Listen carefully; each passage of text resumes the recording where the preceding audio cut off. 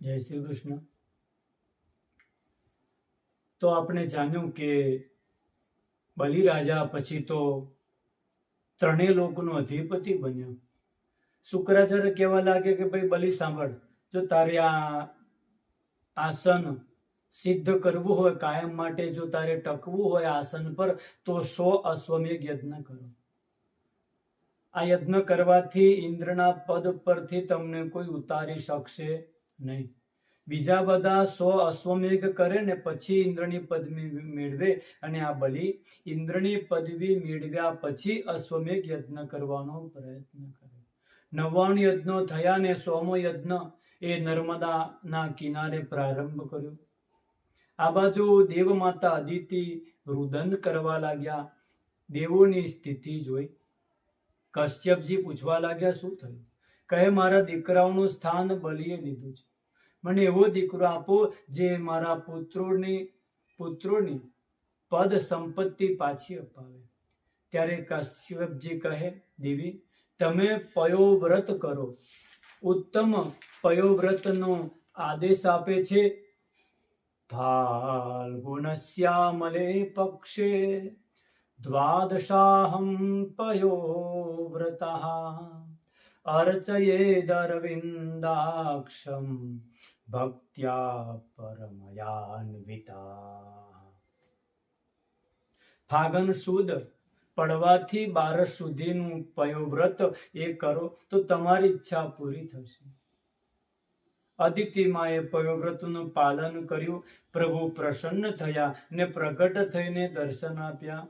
અદિતિએ સ્તુતિ કરી ને ભગવાન બોલ્યા, માં, તમે પહેલા વરદાન માંગ્યું હતું, હવે હું તમારો પુત્ર થઈને આવું છું. સમય થતા ભાદરવો મહિનો આવ્યો, શુક્લ પક્ષ આવ્યો, 12ની તિથિ આવી, અભિજીત મુહૂર્ત આવ્યું, અને દ્વાદશીમાં અદિતિના ગર્ભથી ભગવાન વામન રૂપ પ્રગટ થયું છે. બોલો વામન ભગવાન કી જય. યજ્ઞેશ યજ્ઞ પુરુષાચ્યુત તીર્થપાદ તીર્થ શ્રવણ મંગલ મામધેય આપન્ન લોક વૃજિનો પશમોદયાદ્ય સન્નઃ ક્રુધીશ ભગવન અસિદીનનાથ. तं वटं वामनं दृष्ट्वा मोदमाना महर्षयः कर्माणि कारयामासु पुरस्कृत्य प्रजापते. વામન ભગવાનનું રૂપ જોઈ અને બધા જ પ્રસન્ન થયા. બધાએ યજ્ઞોપવિત સંસ્કાર કર્યા. બ્રહ્માજીએ કમંડલું આપ્યું, આકાશે છત્ર આપ્યું, કશ્યપજીએ મેખલા આપી, અદિતિએ લંગોટી આપી, સરસ્વતીએ રુદ્રાક્ષની માળા આપી, ભિક્ષા પાત્ર કુબેરે આપ્યું, અન્નપૂર્ણાએ ભિક્ષા આપી, બૃહસ્પતિએ ગાયત્રી મંત્રનો ઉપદેશ આપ્યો, યજ્ઞોપવિત ધારણ કરાવ્યું. બૃહસ્પતિર બ્રહ્મસૂત્રમ મેખલામ કશ્યપો દદાત દદૌ કૃષ્ણાજીનમ ભૂમિર્દંડમ સોમો વનસ્પતિ કૌપિનાચ્છાદનમ માતા દ્યૌચ્છતરમ જગદપતે કમંડલો વેદ ગર્ભઃ કુશાન સપ્તર્ષયો દદુઃ. સપ્તર્ષિએ દર્ભનું આસન આપ્યું. આમ બધાએ વામન ભગવાનને કંઈક ને કંઈક ભિક્ષા આપી. આમ યજ્ઞોપવિત સંસ્કાર સંપન્ન થયા. વામન ભગવાન ભિક્ષા માંગવા માટે ગયા તો ભવાની અન્નપૂર્ણાએ ભિક્ષા આપી. જ્યારે યજ્ઞોપવિત થાય ત્યારે બ્રહ્મચારી ભિક્ષા માંગી એ ગુરુજીને અર્પણ કરતા હોય છે. તો વામનજીએ પણ મળેલી ભિક્ષા ગુરુજીને આપી. ત્યારે ગુરુજી બૃહસ્પતિ બોલ્યા, આટલી ભિક્ષા ન ચાલે, તો ભિક્ષામાં શું જોઈએ? ત્યારે ગુરુજી કહે, હું ઓળખું છું તમને, તમે કોણ છો, માટે તમે મને ત્રણેય લોકનું રાજ્ય ભિક્ષામાં લાવીને આપો. તો કહે કોની પાસે ભિક્ષા માંગો? તો કહે નર્મદા નદીના કિનારે જાઓ, ત્યાં બલિરાજા યજ્ઞ કરે છે, જે ત્રણેય લોકના અધિપતિ છે. તો કહે ભલે ગુરુજી. અને વામનજી ત્યાં આવ્યા, જ્યાં ભૃગુવંશી બ્રાહ્મણોની સાથે યજ્ઞ થઈ રહ્યો. ત્યાં બલિનો 100મો યજ્ઞ ચાલી રહ્યો છે, ત્યાં પ્રવેશ કર્યો. અને બલિરાજાની દ્રષ્ટિ વામન ભગવાન પર પડી. જોયું તો ભગવાનનું તેજ સૂર્ય જેવું દેખાય છે, જાણે સૂર્ય જ બાળકના રૂપમાં આવી રહ્યો હોય. રાજા બલિ બધા બ્રાહ્મણોને લઈને સ્વાગત માટે ચાલ્યા. વામન ભગવાનને પ્રણામ કર્યા અને એ બોલવા લાગ્યા, બલિ સ્વાગતમ તે નમસ્તુભ્યમ બ્રહ્મન કિમ કરવામતે બ્રહ્મર્ષિનામ તપસ્સાક્ષામ અન્યે ત્વાર્ય કપૂરધરમ. બ્રહ્મચારી, તમારું સ્વાગત છે. તમને જોઈને એવું લાગે છે કે તમે જ બ્રહ્મર્ષિઓના તેજના રૂપમાં જાતે જ ઉભા છો.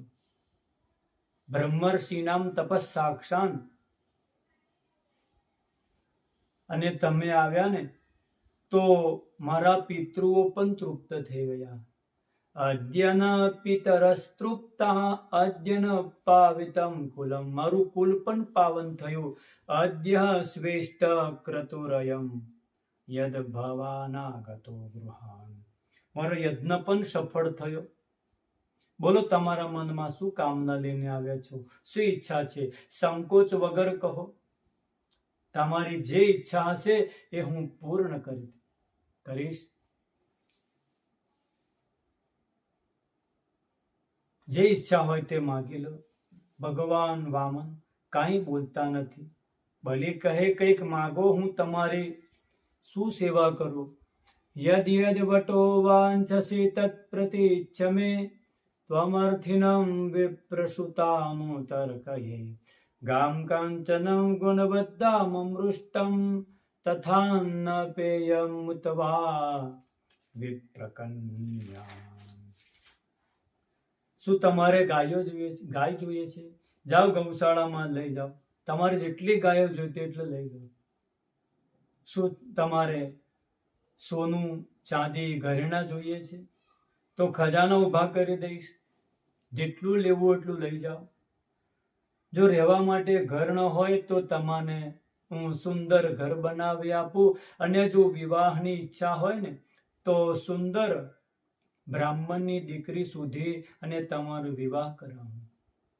ગામ કાંચનમ ગુણવદ ધામમ મૃષ્ટમ તથાન્ન પેયમ ઉતવા વિપ્રકન્યામ.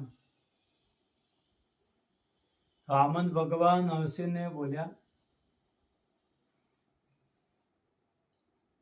જેવું તમારું નામ સાંભળ્યું હતું એવું જ તમારું કામ છે. અહીંયા પ્રભુ બલિરાજાની થોડી પરીક્ષા કરે, પ્રશંસા કરે છે.